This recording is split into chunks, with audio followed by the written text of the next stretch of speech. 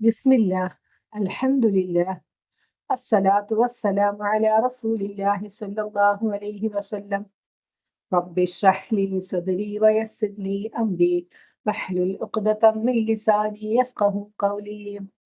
അസ്സലാമു അലൈക്കും വറഹ്മത്തുള്ളാഹി വബറകാതുഹു. ഇൻഷാ അല്ലാഹ് ഇന്ന് പരിശുദ്ധ ഖുർആനിലെ 106-ാമത്തെ പേജാണ് നമ്മൾ അർത്ഥവും ആശയവും മനസ്സിലാക്കാൻ ഉദ്ദേശിക്കുന്നത്. സൂറത്തുൽ നിസായിലെ 176-ാമത്തെ ആയത്തും സൂറത്തുൽ മാഇദയിലെ 1, 2 തുടങ്ങിയ ആയത്തുകളുമാണ് ഈ പേജിലുള്ളത്. സൂറത്തുൽ നിസായിലെ 175 ആയത്തോടു കൂടി അതിലെ പ്രതിപാദ്യ വിഷയങ്ങളെല്ലാം അവസാനിച്ചു. 176-ാമത്തെ ഈ അവസാനത്തെ ആയത്ത് ഒരുപാട് നാളുകൾക്ക് ശേഷമാണ് പിന്നീട് അള്ളാഹു അവതരിപ്പിക്കുകയും ഈ സൂറത്തിന്റെ അവസാനത്തിൽ കൂട്ടിച്ചേർക്കുകയുമാണ് ഉണ്ടായിട്ടുള്ളത്.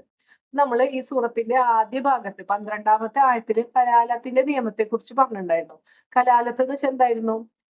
ഒരാൾ മരണപ്പെടുന്ന സമയത്ത് അയാൾക്ക് മക്കളോ പിതാവോ ഇല്ലാണ്ടിരിക്കുന്ന ഒരു അവസ്ഥയാണ് കലാലത്ത്. അപ്പൊ അങ്ങനെ കലാലത്തായി മരണപ്പെടുന്ന ഒരാളുടെ സ്വത്ത് എങ്ങനെ വിഹിതം വെക്കണം എന്ന് നമ്മൾ ആയത്ത് 12 നമ്മൾ പറഞ്ഞിട്ടുണ്ടായിരുന്നു.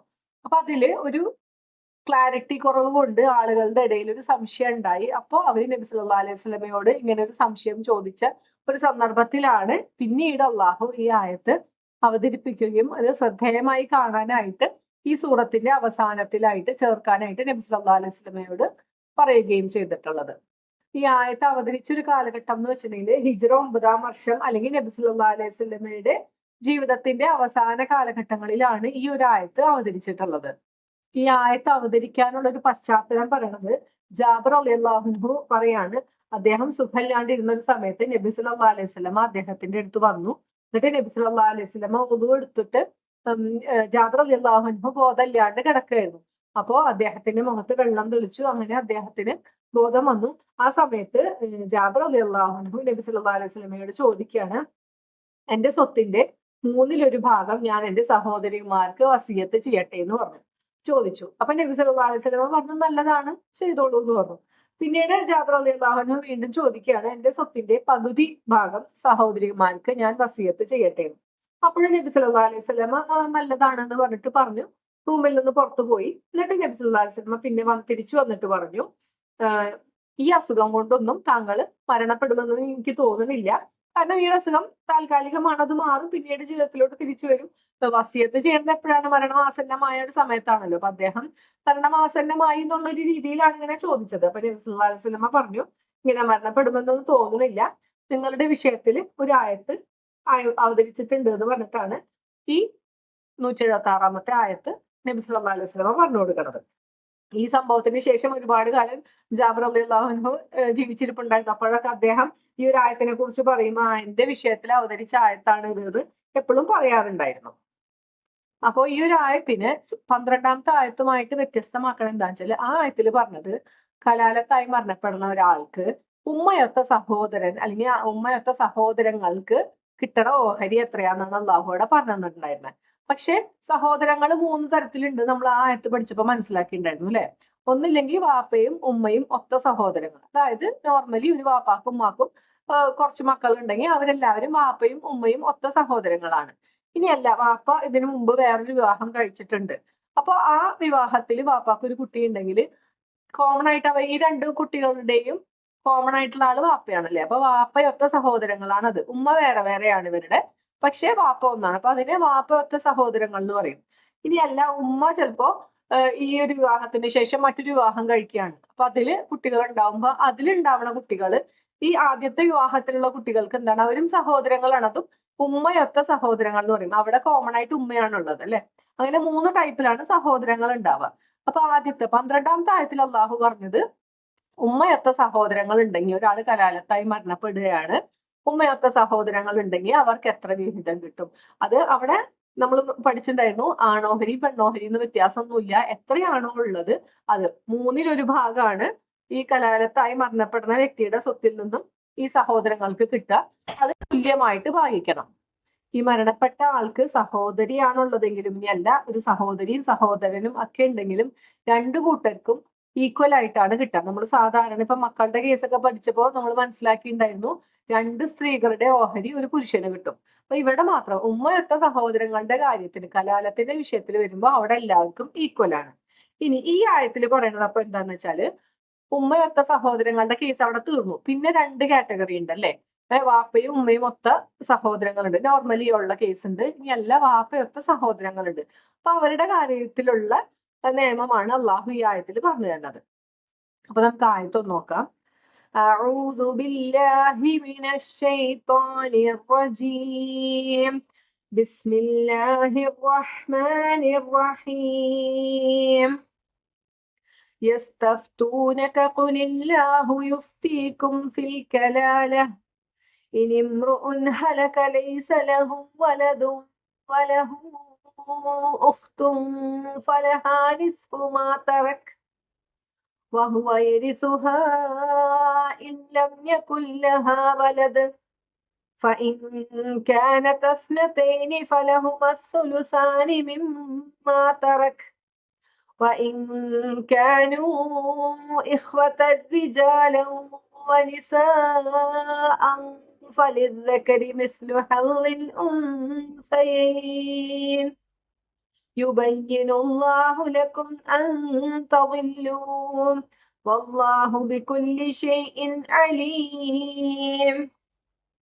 ഈ ആയത്തിൽ അള്ളാഹു പറഞ്ഞു തരുന്നത് ഒരാൾ മരണപ്പെടുകയാണ്, കലാലത്തായി മരണപ്പെട്ടാല് അയാൾക്കൊരു സഹോദരി മാത്രമാണ് ഉള്ളതെങ്കിൽ ആ സഹോദരിക്ക് ഈ പുരുഷനായ ആള് സഹോദരൻ വിട്ടേച്ചു പോയ സ്വത്തിന്റെ പകുതിയാണ് ആ സഹോദരിക്ക് കിട്ടുക.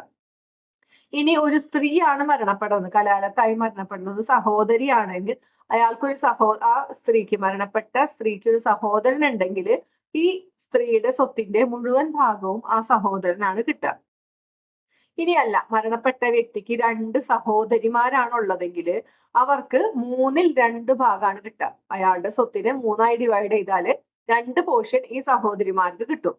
ഇനി ഈ മരണപ്പെട്ട ആൾക്ക് സഹോദരന്മാരും സഹോദരന്മാരും ഉണ്ടെന്നൊക്കെ 2 കൂട്ടരും ഉണ്ട്. അങ്ങനെയാണെങ്കിൽ 2 സ്ത്രീകളുടെ ഓഹരിയാണ് ഒരു പുരുഷന് കിട്ടുക. സാധാരണ നമ്മൾ മുമ്പത്തെ 11ാമത്തെ ആയത്തിലൊക്കെ പറഞ്ഞ മാതിരി തന്നെ, ഇപ്പൊ മക്കളുടെ കേസൊക്കെ പറഞ്ഞ മാതിരി തന്നെ 2 സ്ത്രീകളുടെ ഓഹരി ഒരു പുരുഷനുണ്ടായിരിക്കും. ഇത്രയാണ് അള്ളാഹു ഈ ആയത്തിൽ നമുക്ക് പറഞ്ഞു തന്നേക്കുന്നത്. എന്നിട്ട് അള്ളാഹു പറയാണ്, നിങ്ങൾ വഴിതെറ്റി പോവാണ്ടിരിക്കാൻ വേണ്ടിയിട്ടാണ് ഞാൻ ഇങ്ങനെയൊക്കെ പറഞ്ഞു തരണത്. കാരണം സ്വത്തിന്റെ വിഷയത്തിൽ എപ്പോഴും അടിയുണ്ടാവും അല്ലെ. അപ്പൊ അതാണ് ഈ ആയത്തിൽ അള്ളാഹു വിവരിച്ചു തരണം. അപ്പൊ നമുക്ക് ആയത്ത് അർത്ഥം നോക്കാം. യസ്തഫ്തൂനക, അവര് ഫത്വ ചോദിക്കുന്നു. ആരോട്? നിന്നോട് ഫത്വ ചോദിക്കുന്നു. നബി സല്ലല്ലാഹു അലൈഹി വസല്ലമയോട് മതവിധി തേടുന്നു. കുൽ, പറയുക. അപ്പൊ അള്ളാഹു പറഞ്ഞു കൊടുക്കാണ്, കുൽ നബിയെ താങ്കൾ പറയുക, അള്ളാഹു യുഫ്തീക്കും, അള്ളാഹു നിങ്ങൾക്ക് വിധി നൽകുന്നത് ഇങ്ങനെയൊക്കെയാണ്. ഇത് പ്രവാചകൻ സല്ലല്ലാഹു അലൈഹി വസല്ലമയുടെ വിധിയല്ല അല്ലെ. അവര് ചോദിക്കുന്നത് പ്രവാചകനോടാണെങ്കിലും അള്ളാഹുവിന്റെ വിധിയാണ് പറഞ്ഞു കൊടുക്കുന്നത്. ഫിൽ കലാല, അപ്പൊ കലാലത്തിന്റെ വിഷയത്തിൽ അള്ളാഹു ഇങ്ങനെയാണ് നിങ്ങൾക്ക് വിധി നൽകണേന്ന് പറഞ്ഞു കൊടുക്കാനാണ് പറയണത്. ഇനി ഇമ്രുഉൻ, എന്ന് വെച്ചാൽ ഒരു ആള്, ഒരു മനുഷ്യൻ. ഇന്ന ചെങ്കിൽ, ഇനി ഇമ്രുഉൻ ഹലക, ഹലക എന്ന് വെച്ചാൽ നശിച്ചു എന്നാണ് ആ വാക്കിന്റെ അർത്ഥം. അപ്പൊ അവിടെ മരിച്ചു എന്നർത്ഥം. ഒരാള്, ഒരു മനുഷ്യൻ മരിക്കുകയാണ്. ലൈസ ലഹു, അവനില്ല. ലൈസ ഇല്ല, ലഹു അവന്.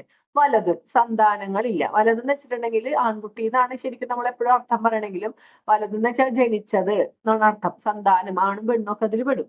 അപ്പൊ അങ്ങനെ ഒരാൾ മരിക്കുകയാണ്, അയാൾ മരണപ്പെടുന്ന മുമ്പ് അയാൾക്ക് മക്കളൊന്നുമില്ല.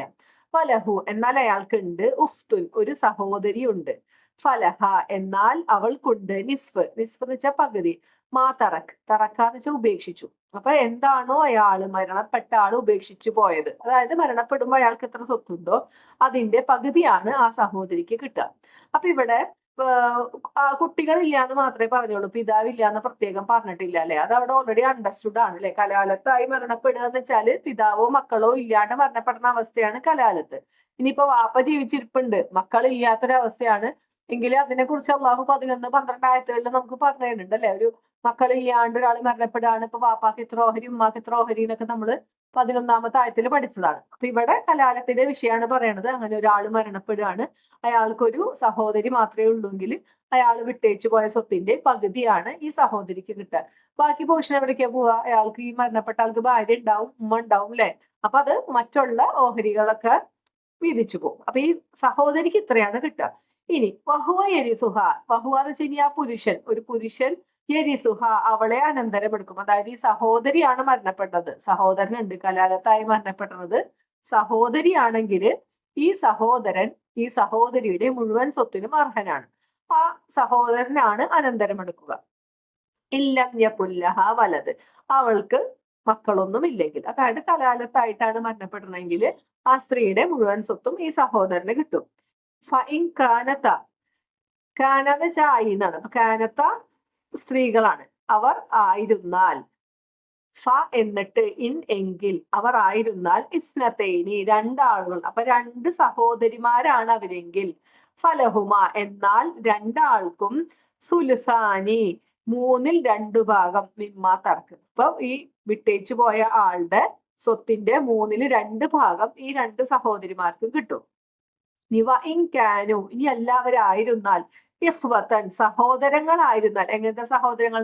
റിജാലൻ പുരുഷന്മാരുണ്ട്, വനിസാഅൻ സ്ത്രീകളുണ്ട്, ആണും പെണ്ണും ഒക്കെ ഇടകലർന്ന ഒരു കുട്ടികളാണ് ഉള്ളതെങ്കിൽ, അല്ലെങ്കിൽ സഹോദരി സഹോദരന്മാരാണ് ഉള്ളതെങ്കിൽ, ഫലിദ്ദക്കരി എന്നാൽ ആണിനുണ്ട് മിസ്ലു പോലെയുള്ളത്, ഹെല്ല് അംശം അംശം പോലെയുള്ളത്, ഉൻസയേൻ രണ്ട് പെണ്ണിന്റെ, അപ്പൊ രണ്ട് സ്ത്രീകളുടെ എത്രയാണോ ഓഹരി ഉള്ളത് അത് ഒരു പുരുഷന് കിട്ടും.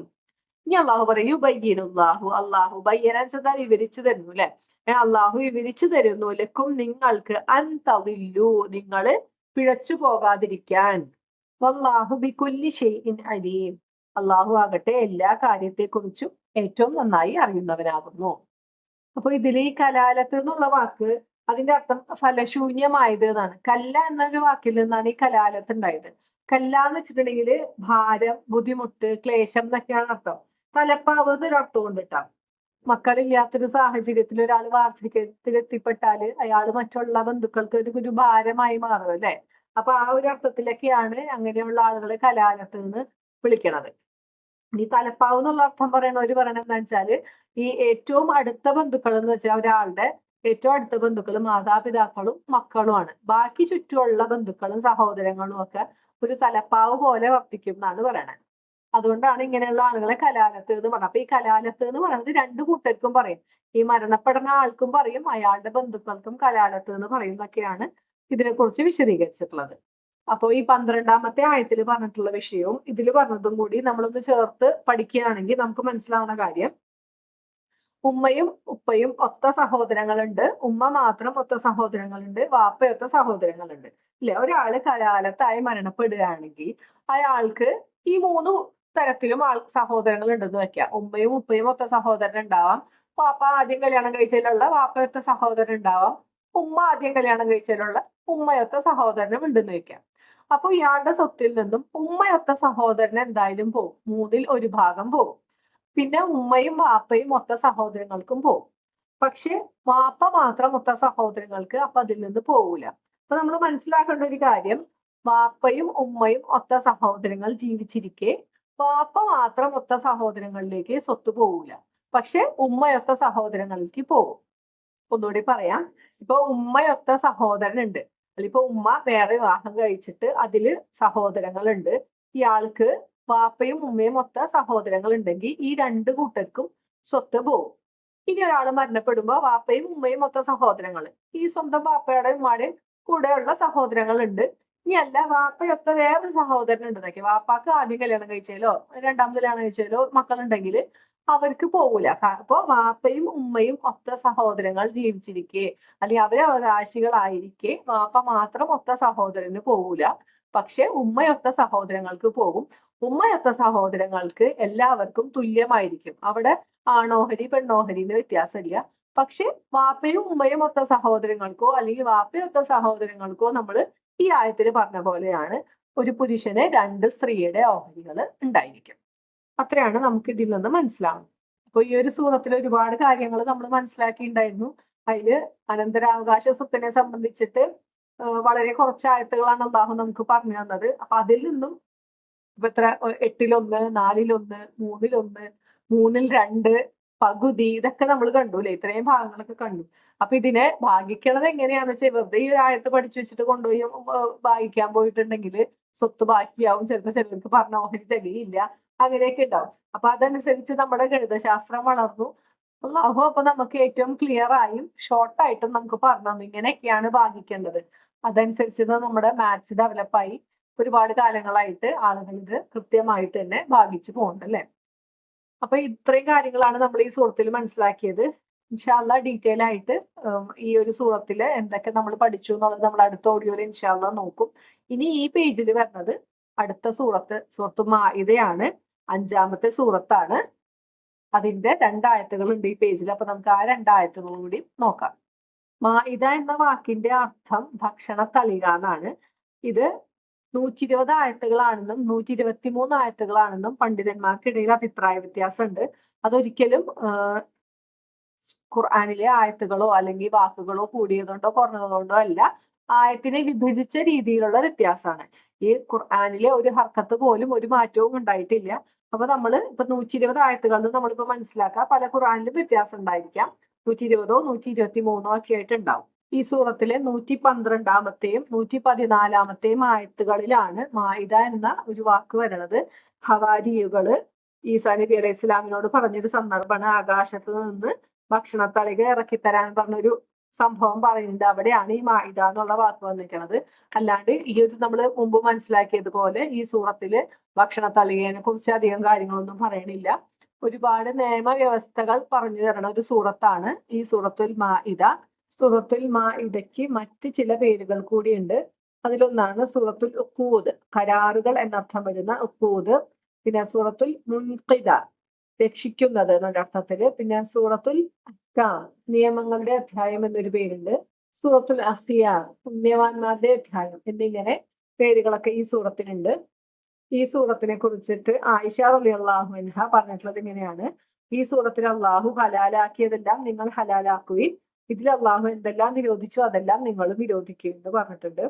ഈ ഒരു സൂറത്തിൽ ഒരുപാട് നിയമവ്യവസ്ഥകൾ അടങ്ങിയിട്ടുണ്ട് നമ്മൾ പറഞ്ഞു.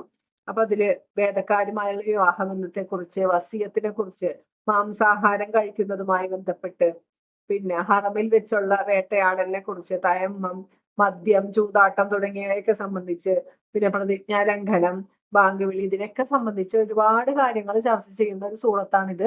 ആദം നബി അലൈഹി ഇസ്ലാമിന്റെ മക്കളെ സംബന്ധിച്ച് കുറച്ച് കാര്യങ്ങൾ പറഞ്ഞു തരുന്നുണ്ട്. പിന്നെ മൂസാ നബി അലൈഹി ഇസ്ലാമിനോട് ഇവര് പറയുമല്ലോ, നീയും നിന്റെ റബ്ബും പോയി യുദ്ധം ചെയ്യുമെന്ന് പറഞ്ഞ ആ സന്ദർഭം അത് ഈ സൂറത്തിൽ പറയുന്നുണ്ട്. ഈസാ നബി അലൈഹി ഇസ്ലാമിനോട് ഹവാരികൾ പറഞ്ഞ സന്ദർഭം, ആകാശത്തുനിന്ന് ഭക്ഷണത്തളിയെ കൊണ്ടുവരാൻ, ആ സംഭവങ്ങളൊക്കെ ഈ സൂറത്തിൽ അള്ളാഹു നമുക്ക് പറഞ്ഞു തരുന്നുണ്ട്. ഈ സൂറത്തിന്റെ അവതരണ കാലഘട്ടം എന്ന് പറയുന്നത് ഹിജ്റ 6-ാം വർഷത്തിന്റെ അവസാനത്തു നിന്ന് തുടങ്ങി ഒരു 1.5 വർഷം കൊണ്ടാണ് ഈ സൂറത്ത് അവതരിച്ചിട്ടുള്ളത്. ഹുദൈബിയ സന്ധിക്ക് ശേഷമായിട്ട് ഈ 120 ആയത്തുകളും ഒന്നിച്ച് അവതരിച്ചതാണെന്നൊരു അഭിപ്രായമുണ്ട്. എന്നാൽ ചില 2-3 ആയത്തുകൾ മാത്രം നബി സല്ലല്ലാഹു അലൈഹി വസല്ലമയുടെ അവസാന കാലഘട്ടത്തിൽ അവതരിച്ചതാണെന്നും അഭിപ്രായമുണ്ട്. ഹിജ്റ 6-ാം വർഷം നബി സല്ലല്ലാഹു അലൈഹി വസല്ലമയ്ക്ക് അള്ളാഹു സ്വപ്നത്തിലൂടെ ഉംറ നിർവഹിക്കാനായിട്ട് ഒരു കൽപ്പന നൽകുകയാണ്. അങ്ങനെ നബി സല്ലല്ലാഹു അലൈഹി വസല്ലമ 1400 അനുയായികളുമായി ഉംറയ്ക്ക് വേണ്ടിയിട്ട് ഹിജ്റ 6-ാം വർഷം ദുൽഖഅദ മാസത്തിൽ പുറപ്പെട്ടു. അങ്ങനെ അവര് ഹുദൈബിയ എന്ന സ്ഥലത്തെത്തിയപ്പോ ഈ ഖുറൈശികള് ഇവരെ തടഞ്ഞു. ഇവരോട് പറഞ്ഞു ഉംറ ചെയ്യാൻ പറ്റില്ല എന്ന് പറഞ്ഞു തടഞ്ഞു. അറബികളെ സംബന്ധിച്ചിടത്തോളം അങ്ങനെ ഒരു പാരമ്പര്യം അവർക്കില്ല. അറബികൾ ഈ ഹജ്ജിനും ഉംറയ്ക്കും വരുന്ന ആളുകൾക്ക് വേണ്ട കാര്യങ്ങളൊക്കെ ചെയ്തു കൊടുക്കുന്ന ആളുകളാണ്. പക്ഷെ ഇവർക്ക് നബി സല്ലല്ലാഹു അലൈഹി വസല്ലമയോടുള്ള വൈരാഗ്യവും ദേഷ്യമൊക്കെ കാരണമാണ് ഇവർ തടഞ്ഞത്. ഇതിനു മുമ്പുണ്ടായ യുദ്ധങ്ങളിലൊക്കെ, ഇപ്പൊ ബദർ യുദ്ധം, ഉഹുദ്, ഖന്തക്ക് ഒക്കെ കഴിഞ്ഞിട്ടുണ്ട്. അപ്പൊ അതിനുശേഷം ഇസ്ലാമിക സമൂഹത്തിന് കുറച്ച് ശക്തിയൊക്കെ പ്രാപിച്ചു. അപ്പൊ ഇവർക്കാണെങ്കിൽ അടങ്ങാത്ത ദേഷ്യമാണ് നബി സല്ലല്ലാഹു അലൈഹി വസല്ലമയോടുള്ളത്. അതുകൊണ്ടാണ് ഇവർ വന്നിട്ട് തടഞ്ഞത്. ആ തടഞ്ഞതിന് ശേഷം പിന്നീട് ചർച്ചകൾക്കൊക്കെ ശേഷം ഒരു സന്ധി എഴുതി ഉണ്ടാക്കുകയാണ്. ഹുദൈബിയ സന്ധി എന്നാണ് ചരിത്രത്തിൽ നമ്മളത് അറിയപ്പെടുന്നത്. തികച്ചും ഏകപക്ഷീയമായ ഒരു സന്ധിയാണ്. പ്രത്യക്ഷത്തിൽ നോക്കുമ്പോൾ മുസ്ലിങ്ങൾക്ക് മുസ്ലിങ്ങളോടാണ് ഏറ്റവും അനീതി കാണിക്കുന്ന രീതിയിലാണ് ഇവര് ആ സന്ധി എഴുതി ഉണ്ടാക്കിയത്. അതില് പ്രവാചകൻ സല്ലല്ലാഹു അലൈഹി വസല്ലമയുടെ കുറിച്ചിട്ട് അള്ളാഹുവിന്റെ റസൂൽ എന്ന് എഴുതാൻ അവർ സമ്മതിച്ചില്ല. കാരണം അവര് പറയണത് ഞങ്ങളിത് അള്ളാഹുവിന്റെ റസൂലാണെന്ന് അംഗീകരിച്ചെങ്കിൽ ഇപ്പൊ ഈ പ്രശ്നമില്ലല്ലോ. അവര് പറയണത് അവർക്ക് പ്രവാചകനായ ഒരു മുഹമ്മദിനെ അറിയില്ല, അബ്ദുള്ളയുടെ മകനായ മുഹമ്മദിനെ മാത്രമേ ഞങ്ങൾക്ക് അറിയുള്ളൂ എന്ന് പറഞ്ഞിട്ടാണ് അവര് ആ കരാറിൽ എഴുതിയത്. ഈ ഹുദൈബിയ സന്ധി പ്രത്യക്ഷത്തിൽ ഖുറൈശികൾക്ക് അനുകൂലവും നബി സല്ലല്ലാഹു അലൈഹി വസല്ലമയ്ക്ക് എതിരായിട്ടാണ് നമുക്ക് മനസ്സിലാവുന്നത്. അതിലെ പ്രധാനപ്പെട്ട ഒരു കാര്യം, ഈ ഒരു വർഷം നബി സല്ലല്ലാഹു അലൈഹി വസല്ലമയ്ക്കും സ്വഹാബികൾക്കും ഉംറ ചെയ്യാൻ അനുവാദമില്ല, അവര് തിരിച്ചു പോകണം. ഇവരെല്ലാ ഒരുക്കങ്ങളുമായി ഉംറ ചെയ്യാൻ വേണ്ടിയിട്ടാണ് 1400 പേരടങ്ങുന്ന ഒരു സംഘവുമായി നബി സല്ലല്ലാഹു അലൈഹി വസല്ലമ വന്നത്. യാതൊരു കാരണവും ഇല്ലാണ്ട് ഇവരെ മടക്കി വിടുകയാണ്. പിന്നെ അടുത്ത ഒരു കാര്യം പറഞ്ഞിട്ടുണ്ട്, മക്കയിൽ നിന്നും ആരെങ്കിലും ഹിജ്റ ചെയ്ത് മദീനയിലേക്ക് എത്തിയാല് നിങ്ങൾ അവിടെ അവരെ മദീനയിൽ സ്വീകരിക്കരുത്, അവരെ തിരിച്ച് മക്കയിലേക്ക് തന്നെ അയക്കണം. ഇനി ആരെങ്കിലും തിരിച്ച് മക്കത്തോട്ട് വരികയാണെങ്കിൽ അവരെ ഞങ്ങൾ വിടൂല, അവർക്ക് അവിടെ താമസിക്കാം. അങ്ങനെ ഒരു തരത്തിലും നീതിയല്ലാത്ത രീതിയിലാണ് ഇവര് ഈ ഹുദൈബിയ സന്ധി വെച്ചിട്ടുണ്ടായിരുന്നത്. ഈ സന്ധിയിൽ ഒപ്പുവെച്ച സമയത്ത് സ്വഹാബത്തിന്റെ ഇടയിൽ ഒരുപാട് പേർക്ക് ദേഷ്യവും അമർഷവും ഒക്കെ ഉണ്ടായിരുന്നു. നബി സല്ലല്ലാഹു അലൈഹി വസല്ലം ഒരു പ്രവാചകനാണോ എന്ന് വരെ സംശയിച്ച സ്വഹാബികൾ ഉണ്ടായിരുന്നത്. കാരണം പ്രത്യക്ഷത്തിൽ മുസ്ലിങ്ങൾ തോറ്റു കൊടുക്കുകയാണ്, എല്ലാ കാര്യത്തിലും അവർ പറയുന്നത് സമ്മതിച്ച് തോറ്റ് അതിന് സമ്മതിച്ച് ഒപ്പിട്ട് കൊടുക്കുകയാണ്. പക്ഷെ ഈ ഒരു സംഭവം അള്ളാഹുവിന്റെ ഏറ്റവും യുക്തിപരമായ ഒരു കാര്യമാണെന്ന് അവർക്ക് അപ്പം മനസ്സിലായില്ല. പക്ഷെ ഏറെ താമസിയാതെ തന്നെ അവർക്കത് മനസ്സിലാവുകയും ചെയ്തു. ഈ ഹുദൈബിയ സന്ധി മക്ക വിജയത്തിനുള്ള ഒരു ആദ്യ പടിയായിരുന്നു എന്നൊക്കെ പിന്നീടാണ് ഇവർക്ക് മനസ്സിലാവുന്നത്.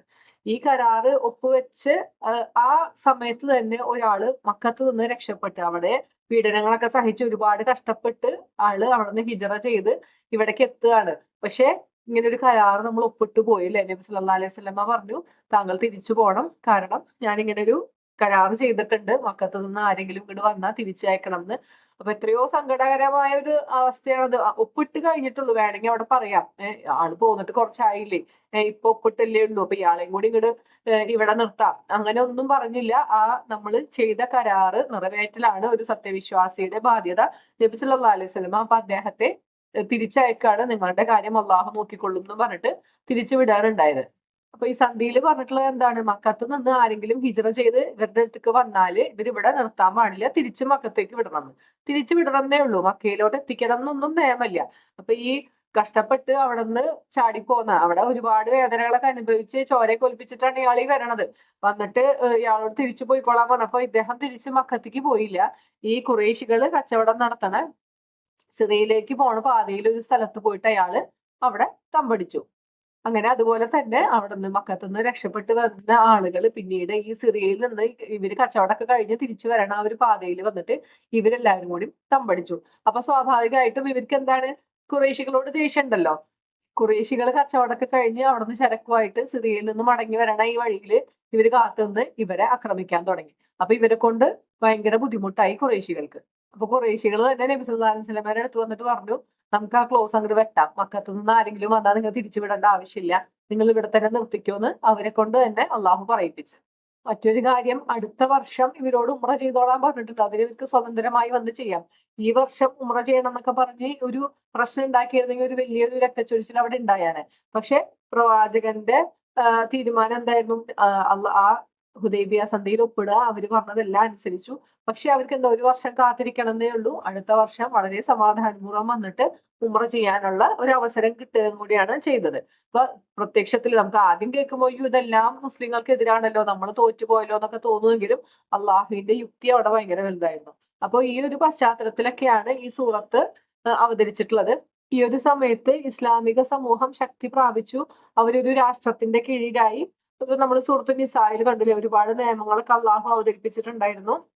അങ്ങനെ മുസ്ലിങ്ങളുടെ രാഷ്ട്രീയവും നാഗരികവുമായ ജീവിതത്തിൽ കൂടുതലും നിയമങ്ങളും നിർദ്ദേശങ്ങളും ഒക്കെ വന്നു കഴിഞ്ഞ ഒരു സമയത്താണ് ഈ സൂറത്തും അവതരിക്കുന്നത്. അപ്പൊ ഇതിൽ അള്ളാഹു നിങ്ങളുടെ സത്യവിശ്വാസികളുടെ നിലവാരം മെച്ചപ്പെടുത്താനുള്ള ഉപദേശങ്ങളും ഒക്കെ നൽകുന്നുണ്ട്.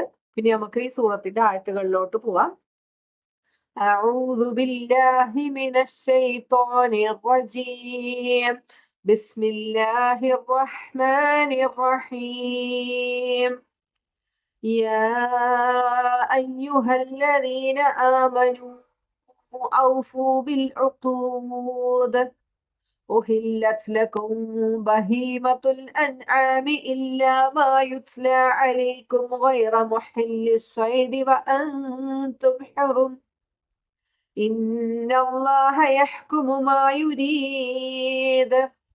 അള്ളാഹു ഈ സൂറത്ത് തുടങ്ങണത് തന്നെ യാ യുഹല്ലദീന ആമനു, ഹേ സത്യവിശ്വാസികളെ എന്ന് വിളിച്ചുകൊണ്ടാണ്.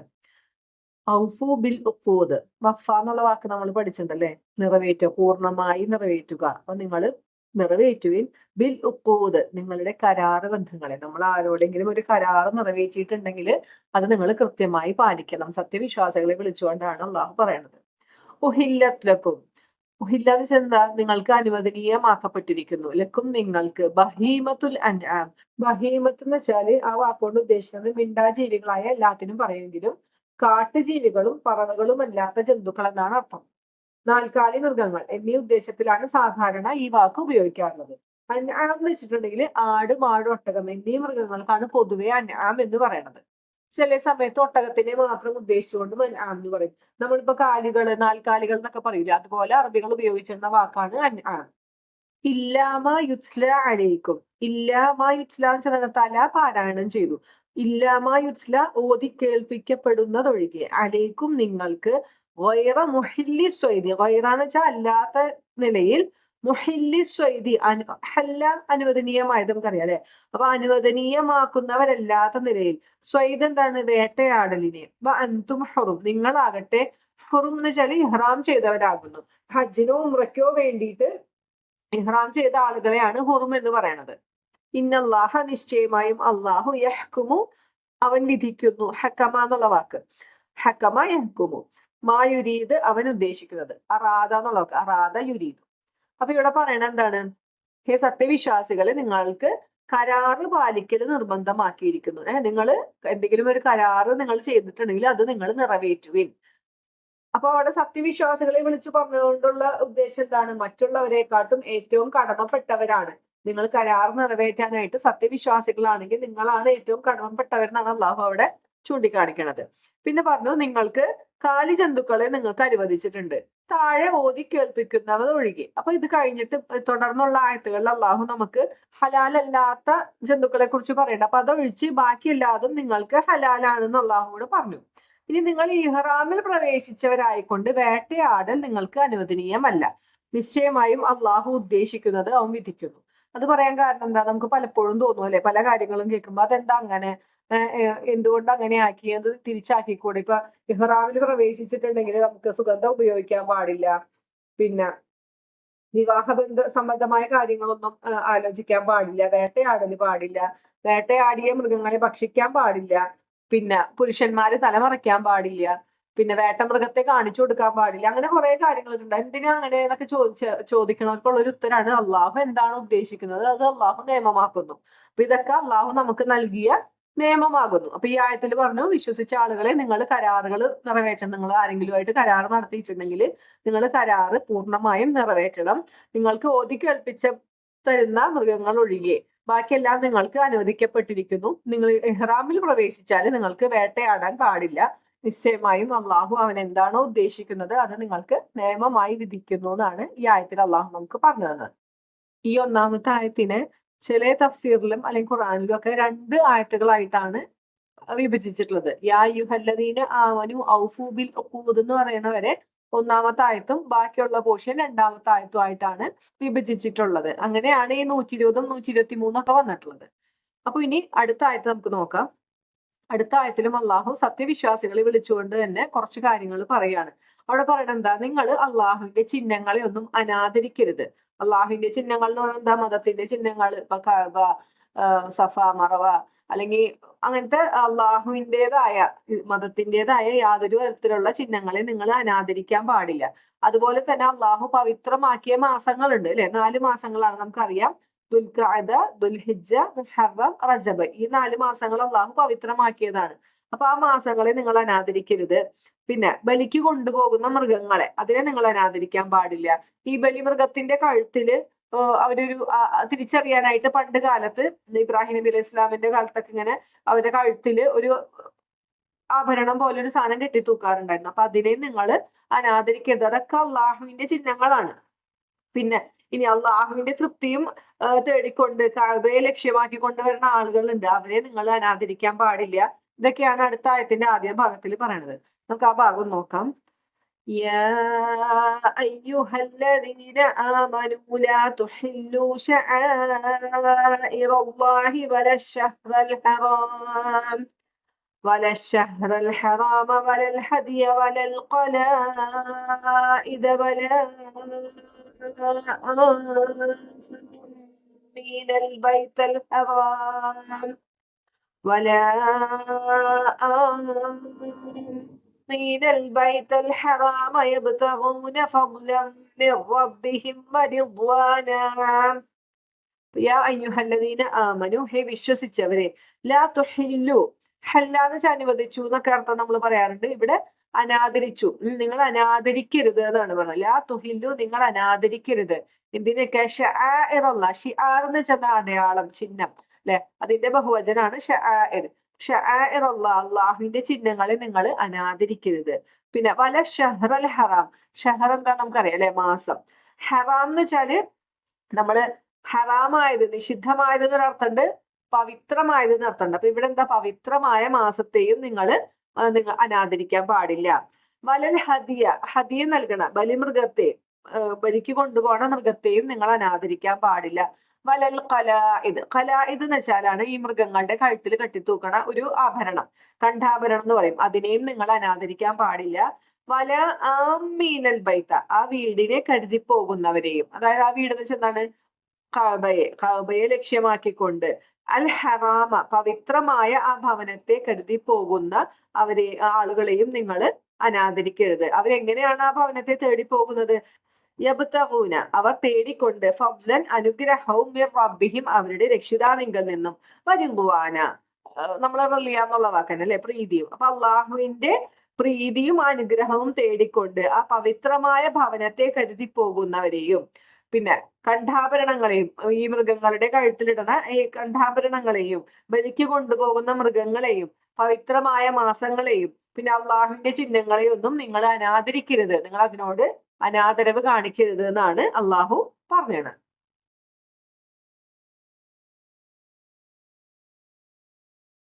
ഇനി അടുത്ത ഭാഗം പറയണത്, നിങ്ങൾ ഇഹ്റാമിൽ നിന്നും തഹല്ലുലായാൽ, ഹലാലായി കഴിഞ്ഞാൽ നിങ്ങൾ വേട്ടയാടിക്കൊള്ളുവിൻ. അപ്പൊ ഈ ഇഹ്റാമിൽ പ്രവേശിച്ചു കഴിഞ്ഞാൽ ചെയ്യാൻ പാടില്ല എന്നുള്ള കുറെ കാര്യങ്ങളുണ്ടല്ലേ, നമുക്കറിയാം. സുഗന്ധം പൂശാൻ പാടില്ല, മുടിയെടുക്കാൻ പാടില്ല, പിന്നെ പുരുഷന്മാര് തലമറയ്ക്കാൻ പാടില്ല, സ്ത്രീകള് മുഖവും കൈകളും, മുൻകൈയും എന്തായാലും കാണിക്കണം, കയ്യോറൊന്നും ധരിക്കാൻ പാടില്ല സ്ത്രീകൾക്ക്. അങ്ങനെ കുറെ കാര്യങ്ങളുണ്ടല്ലേ. അപ്പൊ അതുപോലെ തന്നെ ഇവിടെ അള്ളാഹു എടുത്തു പറഞ്ഞൊരു കാര്യമാണ്, നിങ്ങൾ ഇഹ്റാമിലായിക്കൊണ്ടിരിക്കെ വേട്ടയാടാൻ പാടില്ല എന്ന്.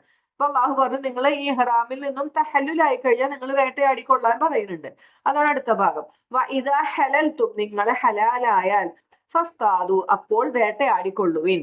അടുത്ത ഭാഗത്ത് അള്ളാഹു പറയണത്, നിങ്ങൾക്ക് ഒരു ജനതയോട് എന്തെങ്കിലും ഒരു ഈർഷ്യത അല്ലെങ്കിൽ ഒരു ദേഷ്യം ഉണ്ടെന്ന് വെച്ചിട്ട് അവരോട് നിങ്ങൾ അതിക്രമം കാണിക്കരുത്. നിങ്ങൾക്ക് എന്തിനാ അവരോട് ദേഷ്യം ഉണ്ടായിരുന്നത്? നിങ്ങൾ ഉംറ ചെയ്യാൻ പോയപ്പോ നിങ്ങളെ തടഞ്ഞു അല്ലെ, മസ്ജിദുൽ ഹറാമിൽ നിന്നും നിങ്ങളെ തടഞ്ഞ ആളുകളാണ് അവര്. അതുകൊണ്ട് നിങ്ങൾ ഒരിക്കലും അവരോട് അക്രമം കാണിക്കരുത്. അപ്പൊ നമ്മൾ മനസ്സിലാക്കി നേരത്തെ, ഹിജ്റ 6-ാം വർഷം നബി സല്ലല്ലാഹു അലൈഹി വസല്ലമയും 1400 സ്വഹാബികളും കൂടി വന്നപ്പോ ഇവരെ ഉംറ ചെയ്യാൻ സമ്മതിക്കാണ്ട് തടഞ്ഞു അല്ലെ, കുറേശികൾ തടഞ്ഞു. അങ്ങനെ ഇവരെ തിരിച്ചു വിടാണ് ഉണ്ടായത്. അപ്പൊ ഇവരുടെ ഇടയിൽ കുറച്ച് ആളുകൾക്ക് തോന്നിയ, അങ്ങനെ മദീനയിൽ കൂടെ ഹജ്ജിനും ഉംറയ്ക്കും പോണ ആളുകളുണ്ടല്ലോ, എന്നാ പിന്നെ നമുക്കും അവരെ തടഞ്ഞാലോ, ഓട്ടോമാറ്റിക്കലി തോന്നുമല്ലോ.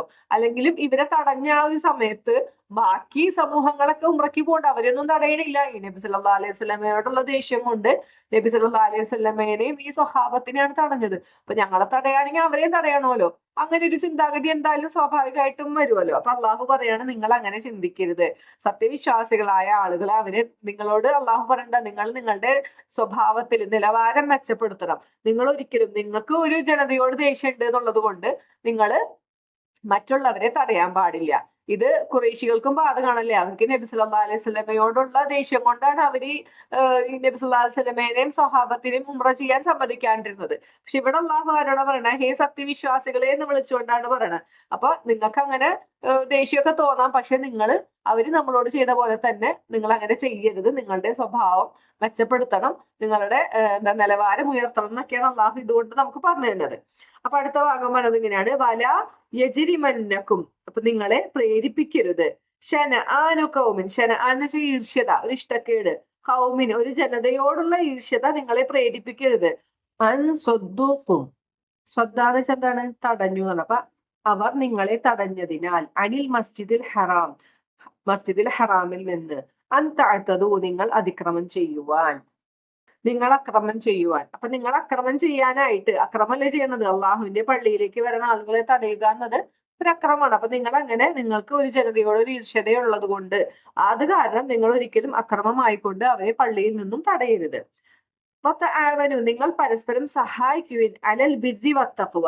ബിർ എന്താണ്? പുണ്യം. പുണ്യത്തിനും തഖ്വ ഭയഭക്തിയുടെ കാര്യത്തിലും നിങ്ങൾ പരസ്പരം സഹായിക്കുക. പുണ്യം എന്ന് ഉദ്ദേശിക്കുന്നത് അള്ളാഹും റസൂലും എന്തൊക്കെ കാര്യങ്ങളാണോ പുണ്യമായി നമ്മളെ പഠിപ്പിച്ചിട്ടുള്ളത് ആ ഒരു കാര്യത്തിന് വേണ്ടി നിങ്ങൾ പരസ്പരം സഹായിക്കണം. അള്ളാഹുവിനോട് ഭയഭക്തി പുലർത്തുന്ന കാര്യത്തിലും പരസ്പരം സഹായിക്കണം. ഇനി അടുത്ത ഭാഗം പറയുന്നത് നിങ്ങൾ ഏതൊരു കാര്യത്തിലാണ് പരസ്പരം സഹായിക്കാണ്ടിരിക്കണം എന്ന് പറയുന്നത്. ഒരു പാപം ചെയ്യാൻ അല്ലെങ്കിൽ ഒരു കുറ്റകരമായ കാര്യം ചെയ്യാൻ നിങ്ങൾ ഒരിക്കലും ആരെയും സഹായിക്കരുത്. വലാത്ത ആവനു നിങ്ങൾ പരസ്പരം സഹായിക്കുകയും അരുത് അലൽ ഇസ്മ. ഇസ്മ എന്ന് വെച്ചാൽ എന്താ? പാപം അല്ലെങ്കിൽ കുറ്റം. ഒരു കുറ്റകരമായ കാര്യം ചെയ്യാനോ അല്ലെങ്കിൽ വൽ ഉദ്വാൻ അതിക്രമം ചെയ്യുവാൻ വേണ്ടി, ഒരു അതിക്രമം നടത്താൻ വേണ്ടി നിങ്ങൾ ഒരിക്കലും ഒരാളെയും സഹായിക്കരുത്. വത്തഖുല്ലാ നിങ്ങൾ അള്ളാഹുവിനെ സൂക്ഷിക്കുകയും ചെയ്യുവിൻ. ഇന്നല്ലാഹ നിശ്ചയമായും അള്ളാഹു ഷദീദുൽ ഇഖാബ് ശിക്ഷാ നടപടി കഠിനമായി എടുക്കുന്നവനാണെന്ന് പറഞ്ഞിട്ടാണ് ഈ ആയത്ത് അള്ളാഹു അവസാനിപ്പിച്ചത്. അപ്പോ ഈ ഒരു പേജിൽ ഇത്രയേ ഉള്ളൂ. നമ്മൾ ആദ്യം ഈ പേജിൽ പറഞ്ഞു സൂറത്തു നിസായിലെ ഏറ്റവും അവസാനത്തെ ആയത്താണ്, 176-ാമത്തെ ആയത്താണ്. അത് സൂറത്തു നിസാ അവതരിച്ച് ഒരുപാട് നാളുകൾക്ക് ശേഷം ഹിജ്റ 9-ാം വർഷമൊക്കെ അവതരിച്ച ആയത്താണ്.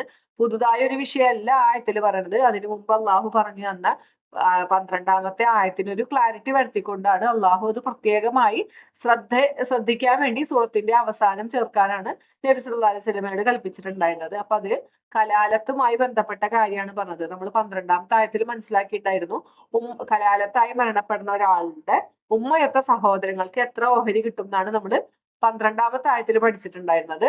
ആയത്തിൽ നമ്മൾ പഠിച്ചെന്താ?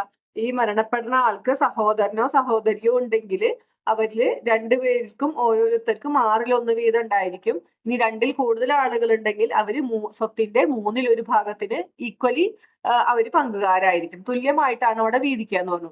അവിടെ പെണ്ണോഹരി ആണോഹരി എന്നൊരു വ്യത്യാസമൊന്നുമില്ല. സഹോദരനും സഹോദരിക്കും ഉമ്മ വഴിയുള്ള സഹോദരനും സഹോദരിക്കും തുല്യമായിട്ടായിരിക്കും കിട്ടുക എന്ന് പറഞ്ഞു. ഈ ആയത്തിൽ അള്ളാഹു പറഞ്ഞത് വാപ്പയും ഉമ്മയും ഒത്ത സഹോദരങ്ങളുടെ വിഷയവും അല്ലെങ്കിൽ വാപ്പ ഒത്ത സഹോദരങ്ങളുടെ വിഷയമാണ് ഈ പറയണത്. അപ്പൊ ഇവിടെ അള്ളാഹു പറഞ്ഞു എന്താ? നിങ്ങൾ കലാലത്തായിട്ട് മരണപ്പെടുകയാണ് ഒരാളെങ്കിൽ അയാൾക്കൊരു സഹോദരിയാണുള്ളതെങ്കിൽ ആ സഹോദരിക്ക് ഈ മരണപ്പെട്ട ആളുടെ മൊത്തം സ്വത്തിന്റെ പകുതിയാണ് കിട്ടുക. ഇനി അതൊരു സഹോദരനാണ്, മരണപ്പെട്ടത് ഒരു സ്ത്രീയാണ്, ഒരു സഹോദരൻ മാത്രമേ ഉള്ളൂ അനന്തരാവകാശിയായിട്ടെങ്കിൽ അയാൾക്ക് ഈ സഹോദരിയുടെ മരണപ്പെട്ട സ്ത്രീയുടെ മുഴുവൻ സ്വത്തും ആ സഹോദരന് കിട്ടും എന്ന് പറഞ്ഞു. പിന്നെ പറഞ്ഞു ഇല്ല ഇനി 2 സ്ത്രീകളാണ്, 2 സഹോദരികളാണ് അനന്തരമായിട്ടുള്ളതെങ്കിൽ അവർക്ക് 3/2 ഭാഗമാണ് കിട്ടുക എന്ന് പറഞ്ഞു. ഇനിയല്ല, ഇനി സഹോദരങ്ങള് പുരുഷന്മാരും സ്ത്രീകളും ഒക്കെ അടങ്ങിയ സഹോദരന്മാരും സഹോദരിമാരും ഉണ്ടെങ്കിൽ ഒരു പുരുഷന് 2 സ്ത്രീയുടെ ഓഹരി കിട്ടും എന്നൊക്കെ അള്ളാഹു പറഞ്ഞു തന്നു. അപ്പൊ ഇവിടെ നമ്മൾ മനസ്സിലാക്കിയത് ഉമ്മയൊത്ത സഹോദരങ്ങൾക്ക് ഉള്ള നിയമം വേറെയും വാപ്പയൊത്ത സഹോദരങ്ങളും അല്ലെങ്കിൽ വാപ്പയും ഉമ്മയും ഒത്ത സഹോദരങ്ങൾക്കുള്ള നിയമമാണ് ഇതില്. അപ്പൊ വാപ്പയും ഉമ്മയും ഒത്ത സഹോദരങ്ങൾ ഇരിക്കെ ഒരിക്കലും വാപ്പയൊത്ത സഹോദരങ്ങൾക്ക് ഓഹരി പോവില്ല. അവരില്ലാത്തൊരു കണ്ടീഷനിൽ മാത്രമാണ് വാപ്പയൊത്ത സഹോദരങ്ങൾക്ക് പോവുള്ളൂ. പക്ഷെ ഉമ്മയൊത്ത സഹോദരങ്ങൾക്ക് എന്തായാലും ഓഹരി ഉണ്ട് താനും. അതൊക്കെയാണ് അള്ളാഹു ഇവിടെ പറഞ്ഞത്. അവിടെ അള്ളാഹു പ്രത്യേകം ഓർമ്മിപ്പിച്ചു. ഇതൊക്കെ നിങ്ങൾക്ക് വ്യക്തമാക്കി തന്നെ എന്തിനാണ്? നിങ്ങൾ വഴിതെറ്റി പോവാതിരിക്കാൻ. സ്വത്തിന്റെ കാര്യമാണ്. കാരണം പല അതിക്രമങ്ങളും ഉണ്ടാവും. അങ്ങനെ ഞങ്ങൾക്ക് ഇത് അറിയാത്തോണ്ടാണ് ഞങ്ങളത് ചെയ്തതെന്ന് അവിടെ ചെല്ലുമ്പോൾ പറയാൻ പറ്റൂല റബ്ബിന്റെ അടുത്ത്. അതുകൊണ്ടാണ് അള്ളാഹു വളരെ കൃത്യമായി ഓരോരുത്തരുടെയും ഓഹരി പറഞ്ഞു തന്നിട്ടുള്ളത്. അപ്പൊ ഇത് വെച്ചിട്ടാണ് നിങ്ങൾ സ്വത്ത് ഭാഗിക്കേണ്ടതെന്നൊക്കെ നമ്മൾ മനസ്സിലാക്കി. അപ്പൊ അതോടുകൂടി ആ സൂറത്ത് അവിടെ അവസാനിച്ചു. പിന്നെ നമ്മൾ സൂറത്തുൽ മാഇദയാണ് ഈ പേജിൽ ഉണ്ടായിരുന്നത്. മാഇദയുടെ തുടക്കത്തിൽ നമ്മൾ ഡീറ്റെയിൽ ആയിട്ടൊക്കെ പറഞ്ഞിട്ടുണ്ട്. അപ്പൊ ഇതിന്റെ ആദ്യത്തെ ആയത്തിൽ അള്ളാഹു പറഞ്ഞതാണ് നിങ്ങൾ കരാറ് ബന്ധങ്ങൾ, നിങ്ങൾ എന്തെങ്കിലും ഒരു കരാറ് നിങ്ങൾ നടത്തിയിട്ടുണ്ടെങ്കിൽ ആ കരാർ നിങ്ങൾ നിറവേറ്റണം, പൂർണ്ണമായി നിറവേറ്റണം എന്നാണ്. ഔഫു ബിൽ ഉഖൂദ് എന്നാണ് അള്ളാഹു പറഞ്ഞത്. അവിടെ പ്രത്യേകം ശ്രദ്ധിക്കേണ്ടത് സത്യവിശ്വാസികളെ വിളിച്ചുകൊണ്ടാണ് പറഞ്ഞത്. അപ്പൊ ഏതൊരു ജനതയെക്കാളും സത്യവിശ്വാസികൾ കരാറ് പാലിക്കാൻ ഏറ്റവും ബാധ്യസ്ഥരാണ്. ഇത് സത്യവിശ്വാസിയുടെ ഒരു ക്വാളിറ്റിയാണ് അത് എന്ന് നമുക്ക് മനസ്സിലാക്കാം അല്ലെ. പിന്നെ പറഞ്ഞു നിങ്ങൾക്ക് കാലിജന്തുക്കൾക്ക് നിന്നൊക്കെ നിങ്ങൾക്ക് അനുവദനീയമാക്കിയിട്ടുണ്ട്. ബഹീമത്തുൽ അൻആം എന്നാണ് പറഞ്ഞത്. അപ്പൊ ബഹീമത്ത് എന്ന് പറഞ്ഞാൽ 4 കാലികളെയൊക്കെ പറയും. അതില് ഒഴിവുള്ളത് ഏതൊക്കെയാണ്? കാട്ടുജന്തുക്കള്, പറവകളൊന്നും അതിൽ പെടൂല. അതല്ലാത്ത 4 കാലി മൃഗങ്ങളൊക്കെ ബഹീമത്തിൽ പെടും. എന്ന് വെച്ചാൽ നമ്മൾ സാധാരണ പറയണ കാലികൾ, കന്നുകാലികൾ, ആട് മാട് ഒട്ടകങ്ങളാണ് അൻആം എന്ന് പറയുന്നത്. അതിനെയൊക്കെ നിങ്ങൾക്ക് അള്ളാഹു അനുവദനീയമാക്കിയിട്ടുണ്ട്. പക്ഷെ താഴെ കുറച്ച് പറ്റാത്ത, നിങ്ങൾക്ക് ഹലാലല്ലാത്തത് അള്ളാഹു പറയുന്നുണ്ട്. അതൊഴിച്ച് ബാക്കിയുള്ളതെല്ലാം, അത് നമ്മൾ തുടർന്ന് വരുന്ന ആയത്തിലാണ് അത് ഏതൊക്കെയാന്ന് പഠിക്കാൻ പോണത് ഇൻഷാ അല്ലാഹ്. അപ്പൊ നിങ്ങൾക്ക് കാലി ജന്തുക്കളെയൊക്കെ അള്ളാഹു അനുവദിച്ചിട്ടുണ്ട്. അതിൽ ചിലതൊക്കെ നിങ്ങൾക്ക് അനുവദിക്കാത്തതുണ്ട്. പിന്നെ നിങ്ങൾ ഇഹ്റാമിലായി ഇരിക്കെ നിങ്ങൾ ഒരിക്കലും വേട്ടയാടരുത് എന്ന് പറഞ്ഞു. ഈ നിയമങ്ങളൊക്കെ അള്ളാഹുവിന്റെ ഇഷ്ടത്തിനനുസരിച്ചിട്ടാണ് വിധിക്കുന്നത്. അതിന് പ്രത്യേകിച്ച് റൂളൊന്നുമില്ല. എന്താ അങ്ങനെ ആയത്, അതിന് പ്രത്യേകിച്ച് ഒരു പ്രൂഫ് ഒന്നും തരാനില്ല. അള്ളാഹു ഉദ്ദേശിക്കുന്ന പോലെ നമുക്ക് നിയമങ്ങൾ വിധിച്ചു തരുന്നു എന്ന് പറഞ്ഞു. പിന്നെ പറഞ്ഞു, പിന്നെയും സത്യവിശ്വാസികളെ വിളിച്ചിട്ട് അള്ളാഹു ഉപദേശിക്കണം, നിങ്ങൾ അള്ളാഹുവിന്റെ ചിഹ്നങ്ങളെ അനാദരിക്കാൻ പാടില്ല. പവിത്രമായ മാസങ്ങളെ നിങ്ങൾ അനാദരിക്കാൻ പാടില്ല. അല്ലെ? ഇപ്പൊ റംലാൻ മാസം ഇപ്പൊ കഴിഞ്ഞു. പല ആളുകളും ഉണ്ടായിരിക്കും നോമ്പെടുക്കാത്തവരും. അപ്പോ നോമ്പെടുത്തില്ല, ഇനിയിപ്പൊ അസുഖം കൊണ്ടോ അല്ലെങ്കിൽ നോമ്പെടുത്ത് ശരിയില്ലാത്തോണ്ടോ ഒക്കെ നോമ്പെടുക്കാത്തവരും ആ മാസത്തിനൊരു ആദരവ് കാണിക്കണം. അല്ലെ? പലരും ഉണ്ടാവും ആ സമയത്ത് പുറത്തു പോയി ഭക്ഷണം കഴിക്കണവര്, സിഗരറ്റ് വലിക്കണവര്, അല്ലെ, പുറത്തു നിന്നുകൊണ്ട്. അപ്പൊ ആ മാസത്തിന് നോമ്പില്ലെങ്കിലും നോമ്പുള്ളവരെ പോലെ നമ്മൾ ആ മാസത്തിനെ ബഹുമാനിച്ചുകൊണ്ട് നോമ്പുള്ളവരെ പോലെയാണ് പുറമേക്ക് പെരുമാറേണ്ടത്. അതുപോലെ തന്നെ ഈ പവിത്രമായ മാസം എന്ന് പറയുന്നത് റംലാൻ മാസത്തിനെ അല്ല ഇവിടെ ഉദ്ദേശിച്ചത്. അതും അള്ളാഹുവിന്റെ ഒരു അടയാളാണ്. അല്ലെ? ഇവിടെ ഉദ്ദേശിച്ച പവിത്രമായ മാസം എന്ന് പറയുന്നത് ഏതൊക്കെയാണ് നമ്മൾ മനസ്സിലാക്കിയത്? ദുൽഖഅദ, ദുൽഹജ്ജ്, മുഹറം, റജബ്, ഈ മാസങ്ങളെയും അതൊക്കെ അള്ളാഹുവിന്റെ ചിഹ്നങ്ങളാണ്. അള്ളാഹുവിന്റെ ചിഹ്നങ്ങളാണ് നോമ്പും നമസ്കാരവും സക്കാത്തും, അല്ലെ, എല്ലാതും. അപ്പൊ ഇതിനെയൊന്നും നിങ്ങൾ അനാദരിക്കരുത് എന്നാണ് പറഞ്ഞത്. പിന്നെ പറഞ്ഞു, ബലിക്ക് കൊണ്ടുപോണ മൃഗങ്ങളെ നിങ്ങൾ അനാദരിക്കരുത്. അവയുടെ കഴുത്തുകളിൽ ഇടുന്ന കണ്ഠാഭരണങ്ങൾ അൽ ഖലാഇദ എന്ന് പറഞ്ഞു. അല്ലെ? കണ്ഠാഭരണങ്ങളെ നിങ്ങൾ അനാദരിക്കരുത്. പിന്നെ അള്ളാഹുവിന്റെ പ്രീതിയും അനുഗ്രഹവും തേടിക്കൊണ്ട് അള്ളാഹുവിന്റെ ഭവനത്തിലേക്ക് പോകുന്നവരെയും നിങ്ങൾ അനാദരിക്കരുത്. ഹജ്ജിനോ ഉംറയ്ക്കോ ഒക്കെ പോണ ആളുകളെയും നിങ്ങൾ അനാദരിക്കരുത്. ഇനി അള്ളാഹു പറഞ്ഞു, നിങ്ങൾ ഹലാലായി കഴിഞ്ഞാൽ ഇഹ്റാമിൽ നിന്നും തഹല്ലുലായി കഴിഞ്ഞാൽ നിങ്ങൾ വേട്ടയാടിക്കൊള്ളൂ. അതിന് അള്ളാഹു അനുവാദം നൽകുകയാണ്. നിങ്ങൾക്ക് ഒരു ജനതയോട് എന്തെങ്കിലും ഈർഷ്യത ഉണ്ടെങ്കിൽ, അവര് നിങ്ങളെ മസ്ജിദുൽ ഹറാമിൽ നിന്ന് തടഞ്ഞതുകൊണ്ടാണ് നിങ്ങൾക്ക് ആ ഈർഷ്യത ഉള്ളത്. അല്ലെ? അങ്ങനെ ഈർഷ്യത ഉള്ളത് കൊണ്ട് നിങ്ങൾ ഒരിക്കലും അവരോട് അതിക്രമം ചെയ്യാൻ പാടില്ല എന്നാണ് അള്ളാഹു പിന്നെ പഠിപ്പിച്ചത്. നിങ്ങൾ പരസ്പരം പുണ്യമായ കാര്യത്തിലും അള്ളാഹുവിനോട് ഭയഭക്തി കാണിക്കുന്ന വിഷയത്തിലും നിങ്ങൾ പരസ്പരം സഹായിക്കണം. നിങ്ങൾ ഒരിക്കലും ഒരു പാപത്തിന് വേണ്ടിയോ ഒരു അതിക്രമം നടത്താൻ വേണ്ടിയോ പരസ്പരം സഹായിക്കാൻ പാടില്ല. എന്നിട്ട് പറഞ്ഞു, നിങ്ങൾ അള്ളാഹുവിനെ സൂക്ഷിക്കണം. ഇത്രയും കാര്യങ്ങൾ നമ്മൾ ഉപദേശിച്ചിട്ട് പറഞ്ഞു, നിങ്ങൾ അള്ളാഹുവിനെ സൂക്ഷിക്കാന്ന് വെച്ചാൽ ഈ കാര്യങ്ങളൊക്കെ നിങ്ങൾ അനുസരിക്കണം. ഇനി അല്ല നിങ്ങൾ അനുസരിക്കാൻ ഉദ്ദേശമില്ലെങ്കിൽ അറിഞ്ഞു വെച്ചോ, ഇന്നല്ലാഹ ശദീദുൽ ഇഖാബ്, അള്ളാഹു കഠിനമായി ശിക്ഷാ നടപടി എടുക്കുന്നവനാകുന്നു എന്ന് അള്ളാഹുവോടൊരു താക്കീതും നൽകിക്കൊണ്ടാണ് ഈ ആയത്ത് അവസാനിപ്പിച്ചത്. അപ്പൊ ഇത്രയേ ഉള്ളൂ ഈ ഒരു പേജില്. ഇൻഷാ അല്ലാഹ് നമുക്ക് അടുത്തൊരു ഓഡിയോയിൽ നോക്കാം.